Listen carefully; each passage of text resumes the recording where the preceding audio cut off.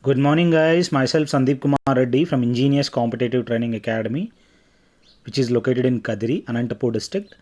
Today, I'll be discussing about nervous system. Please go through my playlist. You will find various topics, important topics for the various examinations. Here, initially has been given human nervous system, how exactly our nervous system works in our human body. So let us see what has been given in a slide. The study deals with the nervous system is known as neuroscience. We should know what exactly the neuroscience is. Neuro means nerves. So that science is related to neuroscience is known as nervous system. The longest nerve in our human body, which is near about 90 to 100 centimeters, it is nearby 1 meter of longest nerve we will find in our human body. The total number of nerves in our human body is near about 10 billion and above. Total number of nerves we have in our human body is near about 10 billions and above. The nerve behave like a telephone wires in our human body. So because they transfer from the information from one place to other place. So it behaves like a telephone wires. As you can see to the right of this slide, how exactly the parasympathetic nerves and sympathetic nerves have been given. So you can directly go through whatever has been given in our slide, how exactly the nerves has taken place, the major role in our human body. Next we have types of nerves. We should know what are the types of nerves we have. We have three types: motor nerves, sensory neurons, and mixed nerves. These are the three one. We should remember exactly what has been given in the right side of the slide. Sensory neuron and motor neuron and mixed neuron. These are the three which have been given. And let us see what has been explained in next slides. I request you guys to go through my playlist. You will find 800 question papers for the various examinations. So initially we will discuss about motor nerve. Motor nerve is a nerve which is located in the central nervous system. We should know this central nervous system is located in our human brain. Usually the spinal cord that sends motor signals from the central nervous system to the muscles of the body. This is different from the motor neuron, which includes a cell body and branching of dendrites, while the nerve is made up of bundle of axons.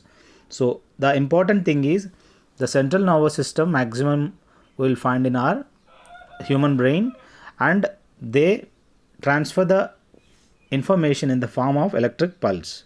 As you can see, the differentiation between sensory, that is afferent, and motor, that is efferent. So the difference you can directly go through how exactly the sensory to the skin and sensory to the muscles. So that sensory to the skin and motor is to muscles. So these are all you have to remember. So let us see what exactly the sensory nerves act. A sensory nerve, also called an afferent nerve, is a nerve that carries sensory information towards the central nervous system, and all those nerves which can cause or recognize the stimuli are known as sensory nerves. Example, whenever we touch any kind of hot material, automatically we take back. So it means the sense automatically directly central nervous system through the brain will tell to take back your hand. So touching also we can easily sense few things. So that sensory things is directly central nervous system. And we have mixed nerves. These are composed of both motor and sensory fibers and transmit messages in both directional ones. Together the nerves make up the peripheral nervous system as distinguished from the central nervous system, brain and spinal cord. So these are few things you have to remember. Mixed nervous system is between the brain and spinal cord. How this mixed cranial nerves are interlinked, you can directly go through whatever the picture has been given, how this mixed cranial nerves have been interconnected. So next we have, as you can see, types of nervous systems. In this, central nervous system, peripheral nervous system, autonomous nervous system. So these are the three. We already gone through that, no worry. So the central nervous system controls most functions of the body and mind. It consists of two parts, the brain and the spinal cord. The brain is the center of our thoughts, the interpreter of our external environment, and the origin of control over body movement. So this is one thing, that is central nervous system. And peripheral nervous system, the peripheral nervous system is the one of two components that make up the nervous system of bilateral animals, with the other part being the central nervous system. That peripheral nervous system consists of the nerves and ganglia outside the brain and spinal cord. As you can see how exactly has been given this peripheral nervous system works. And we have the autonomous. It regulates the certain body process such as blood pressure and the rate of breathing. This system works automatically without a person's conscious effort. Disorders of the autonomic nervous system can affect any part of process. So in this case, autonomic nervous system, as you can see how exactly this works. So you can directly go through whatever has been given. So now we have the neuron. We should know how the parts of neuron looks like and what exactly the function of the neuron. You should know what are the dendrites and nucleus and parts of the neuron. You can directly go through the picture of it. The neuron is the basic working unit of the brain, a specialized cell designed to transmit information to other nerve cells, muscles or gland cells. Neurons are cells within the nervous system that transmit information to other nerve cells, muscles or gland cells. Most neurons have a cell body, an axon and dendrites. These are the things which have been given. Please go through. It's very important. What exactly the diagnosis concerning to the nervous system? As you can see, the epilepsy. It's a central nervous system neurological disorder in which brain activity becomes abnormal, causing seizures or periods of unusual behavior, sensations, and sometimes loss of awareness. So whatever you had remembered, so that everything will be vanished. So in this case, epilepsy is one type of neurological disorder. So it's one of the dangerous disease. If you get this, so you will forget everything whatever was happened previous. Next we have paralysis. This paralysis is the loss of muscle function in part of our body. It happens when sometimes it goes wrong with the way messages pass between your brain and muscles. Paralysis can be complete or partial. It can occur on one or both sides of your body. It can also occur in just one area, or it can be widespread. So as you can see how the eye is going to drooping eye, as well as loss of nasolabial fold and drooping corner of mouth. So this type of drooping you will find in face. So this is one type of nervous disorder you should remember. And we have meningitis. It's an inflammation of meninges. The meninges are the three membranes that cover the brain and spinal cord. So overall, you should remember the brain, around that there is a meninges. There is an inflammation in this, then you will have the problem in it. This can occur when fluid surrounding the meninges becomes infected. The most common causes of meningitis are viral and bacterial infections.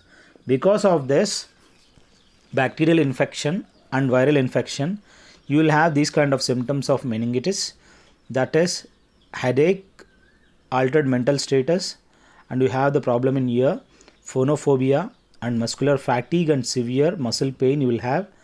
And you will have eyes dislike bright lights, you can't see the bright lights.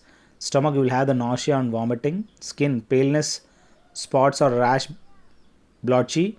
Next, systematic, that is high fever, seizures, stiff neck, sleepiness, or difficult in walking. So these are all the few symptoms of meningitis. You have to remember what exactly the meningitis is, that is related to neurological problems of brain. So Alzheimer's disease, we should remember what exactly Alzheimer's disease is. It's also known as AD, also referred to simply as Alzheimer's, is a chronic neurodegenerative disease that usually starts slowly and gradually worsens over time. It is cause of 60 to 70% of cases of dementia. The most common early symptom is difficulty in remembering recent events.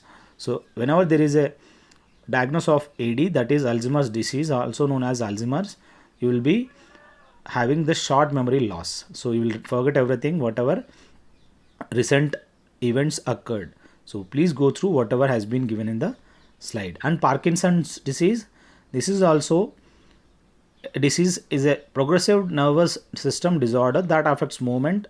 Symptoms start gradually, sometimes starting with a barely noticeable tremor in just one hand. Tremors are common, but the disorder also commonly causes stiffness or slowing of movement.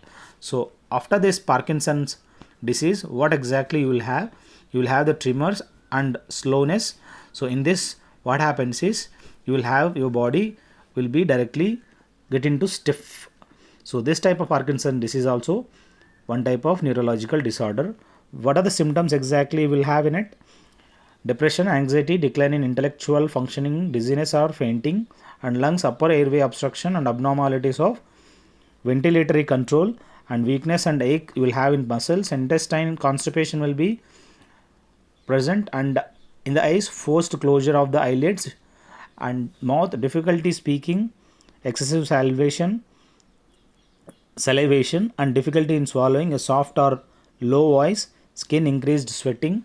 So these are the few things. And systemic tremor and slowness, impaired balance, small handwriting, sleepiness, trouble moving or walking, masked face. So these are the few things in the Parkinson's disease you will have.